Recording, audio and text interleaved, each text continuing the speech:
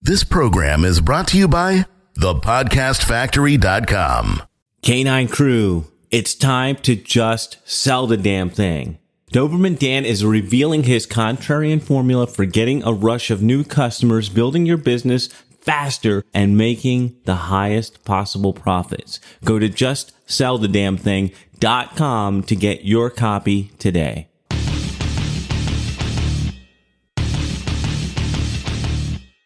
Prepare yourself for the uncensored, nothing held back, no BS reality of how business and life really work. Doberman Dan is off the chain. Hey, Jonathan, how you doing? What's going on? I was getting worried about you, Dan. I thought you forgot we were recording. No, not at all. How could I forget? It's on my calendar. Rachel makes sure it's on my calendar. Cupcake does not mess around with the schedule. She does not mess around with the schedule. She's the schedule Nazi. Hey, I got an interesting observation I was thinking about the other day, that if you want to get rich, I think I found a good model for doing that. I try to avoid thinking about my police department days. I like to put that behind me. I'll never forget a few years ago when one of my partners came to visit, and we were having a couple drinks at this place down in Orlando, and he's like, yeah, remember when this and that happened? And it was all this funny stuff. And I remembered every detail. Some of it had slipped my mind, but then when he started talking about it, like, oh yeah, I remember that guy. Gosh, that was funny. And then when he starts talking about this other stuff, the more traumatic stuff, I was just blank. Like, I didn't remember it at all. It was almost like as if he was talking about somebody else. And the records will show I was there and I did everything he said I did, but it's weird how the brain works, man. Sometimes the brain just decides that those memories are not good for you, and somehow they hide themselves. So I just kind of like let sleeping dogs lie and try not to think back to my police department days too much. But I was thinking about a guy I hadn't thought about for a long time. And I thought, this is a valuable business lesson. If you want to get rich, go watch a drug addict. Their habit requires hundreds of dollars a day just to satisfy their daily fix, sometimes for years at a time. And I'm not really. Oh yeah, and I'm not talking about like the swanky Miami party scene people and playboys who snort up mommy and daddy's inheritance on a yacht full of strippers. Although that doesn't sound half bad. No, I'm not terrible. I'm talking about the dirty, smelly, haven't eaten for days, homeless people who, believe it or not, frequently make more money than most doctors or lawyers. No kidding. I didn't know it was hundreds of dollars per day. Well, here's my example. So back in the day, working the 3rd District, Dayton, Ohio, we knew all the players. And so I regularly arrested this crack addict. I shall refer to Willie to keep his identity safe. He's probably been dead for years, but I like to picture him like that he cleaned up and maybe got some job working in some rehab clinic and helping young people get off of drugs. But that's just the Pollyanna in me thinking that. So, but in case that is the case, I'll protect his true identity and not use his real name. So this guy regularly arrested this guy. And he certainly did not look like your typical 6-figure earner. I mean, his teeth, the ones he had left, were various shades of yellow or brown. Skin was always covered in open scabs and sores. And man, anytime I had to take this guy to jail, one time the sergeant had to give me he smelled so bad. The sergeant had to give me a direct order to take him to jail. I mean, like in the middle of winter, you open all the windows and put the air conditioning on full blast. and still you just couldn't get rid of that smell. It was a ripe one, so to speak. It's just stunk to high heaven. Even just talking about it, that's a smell I will never forget. I hope that's a smell you never have to experience.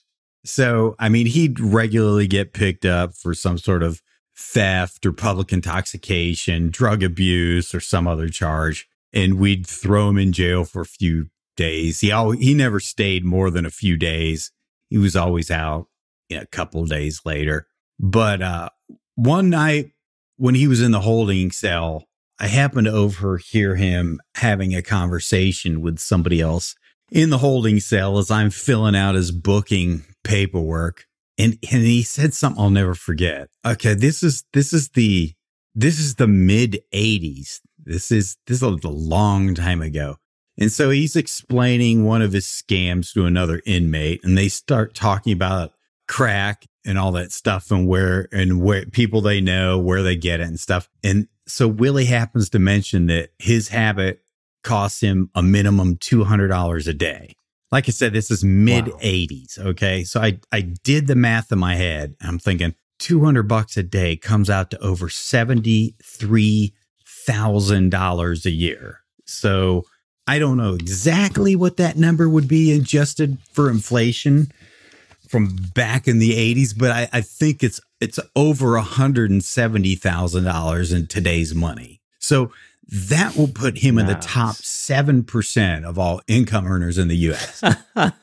Scabby Willie. Scabby Willie, the top 7%, yet still homeless. And, here I was, a young guy with what I believed at the time was a fairly respectable job. And this homeless drug addict was making, like, back then, more than triple my annual salary. So can you imagine, like, living on the street today and whatever $170,000 a year works out to be in cash? Like, you got to hustle, whatever that is. I don't know. You get every single day, you got to hustle $500 just to live, just to survive, just to pay your drug habit. It's not like, Willie had a savings account down at the local bank or a job to go to every day. He, for all intents and purposes, he woke up broke every morning, picked himself up from wherever he slept that night, a park bench or wherever, under a bridge, hungry, no car, no laptop, no cell phone, nothing. And every single day he looked out into that cold, hard world and said, okay, let's go out and get $200, equivalent to whatever that is today. Okay, let's go out and get $600 today. It blew my mind then, and it still blows my mind today. Some would say that's a rather small explosion. And more like a pop. More like a pop. I would probably, I would be reluctant to argue with that. Now, yeah, of course, we're not talking about Willie went out and went door to door saying, hey, may I rake your leaves for $10? I mean, Willie hustled and did, God knows, whatever questionable and illegal acts he had to earn his crack money. But however he went about it, it was still work. I mean, he went out and hustled. Even if that hustling, means he broke into somebody's house and stole some valuables and pawned it or whatever, he still hustled and he had zero resources. So, imagine that. Imagine that somebody puts a gun to your kid's head and says, you got to go out and find $200 a day to survive. Could you do it? Well, or whatever that is, adjusted for inflation these days, $500 a day. You got zero resources. You don't have a list. You don't have a business. Could you do it? Well, I hear a lot of people making whiny excuses why they can't get certain projects started. They can't get a business started. But I think Willie takes away all those excuses that every day he had to get up and hustle $200. And as a homeless drug addict, he was able to do it. Whatever that involved, begging, stealing, whatever he did, he had to do it. And regardless of the fact that that stuff is immoral and illegal, he still had to put forth the effort to do it. So I was thinking about Willie today, and I'm thinking, man, all the whiny things I hear from people about why they can't get something going. I think back to Willie, and that for me just takes all the excuses away. Don't you think? You know, it's interesting because I don't know if you remember, Dan, but it was probably maybe 3 or 4 years ago in the IM world where their headlines were like, yeah, this is like A. Weber on crack, or this is like, whatever, ClickFunnels. Well, ClickFunnels wasn't around. ClickFunnels on crack. So they would say on crack like it was a good thing. And I thought that they meant steroids and they were just stupid. But now I get it. They must have known about Willie and the hustle that Willie puts in. They learned the secret of hustling lots of money every day from Willie. That's right. You know, lately I'm going through this thing. So I have recently experienced a fairly significant downturn in income. I'm down, 55%, 65%, just like overnight. That income source went bye-bye. And, you know, shit happens. This is the life of the entrepreneur. And I'm smarter than I was in years past. In years past, this would have financially destroyed me. And I did things like this financially destroy me, 4 or 5 different times because I lived, whatever came in, that's what I lived on. Or even worse, I lived above my means, so whatever came in, I lived on that plus an additional racking up debt, $500,000, $2,000 a month I didn't have. So a 60% income would have destroyed me in the past. I've just only within the past 8 to 10 years have I gotten smarter with my money. But still, when you take that kind of hit, you want to get back to your comfort zone. Now, sadly, in the past, my comfort zone was always being broke. So regardless of how much money I was making and how successful things are, I'm just a stupid, dumbass, lower middle class, Barberton, Ohio, brainwashed guy who did whatever it took to get back to his comfort zone that he was brainwashed to remain in his entire life, which is being broke. So get back to broke. You get back to broke, man. I've done that a bunch of times. It's like, yes. What's the old saying? Snatching defeat from the jaws of victory. Like, woohoo! I'm making more money than I ever have in my entire life, and let me either consciously or unconsciously screw this up so I can get back to broke. Now my comfort zone is a certain level of income. One should become accustomed to that. When you do take a hit and there's a downturn, now the desire is to get back to that previous comfort zone. And, I have to admit, after so many years of doing this, I sometimes get this feeling of entitlement. And I'm not the only one. I've had this same conversation with a bunch of marketers who've been around for over 2 decades, like myself, or 3 decades in this stuff. And they've said the same thing. Like, just they sometimes feel like, aren't I entitled to this? But nobody's entitled to it. No matter how much of a legend you were in the past, no matter what your reputation was in the past, no matter how much of a trendsetter you were in the past, none of that matters. It's as Janet Jackson once wisely said, "What have you done for me lately?"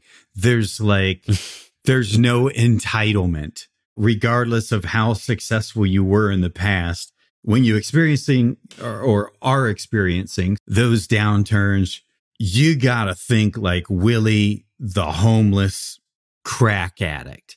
And it's about the hustle, man. This entitlement thing, like, well, geez, I'm a international best-selling author and I've accomplished this and that and this and that. No, No, it doesn't work that way.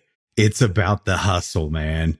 And good old Willie. I got to thank Willie for the lesson in reminiscing about my police department days.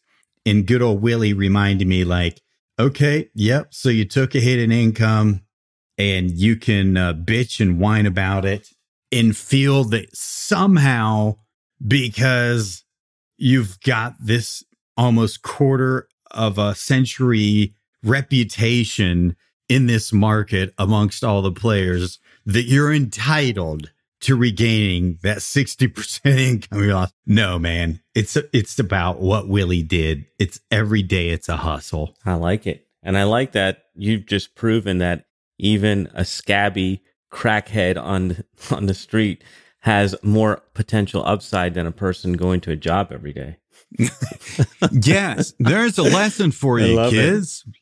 All you youngsters listening and millennials, don't go get a job or do something productive like start a business. I mean, where the real money is being a homeless crack addict. So there's your Uncle D's advice for you there. Uncle D. They're going to keep the kids away from you to keep up with that. So what do you have coming up for us next time? Next time I'm going to talk about the economic collapse of America is here. Oh, man, that sounds like some real down-home Doberman Dan goodness. I can't wait. Another Off the Chain show is in the can. We'll be back in your earbuds next time. K9 crew, before you run off, I want to remind you, Doberman Dan has set up an Off the Chain hotline. Call in, tell us you love us. It's even better if you tell us you hate us. It doesn't matter what you say. All you have to do is call in, leave a message. The number is 321-424-6043. Again, Off the Chain hotline, 321-424-6043. This is thepodcastfactory.com.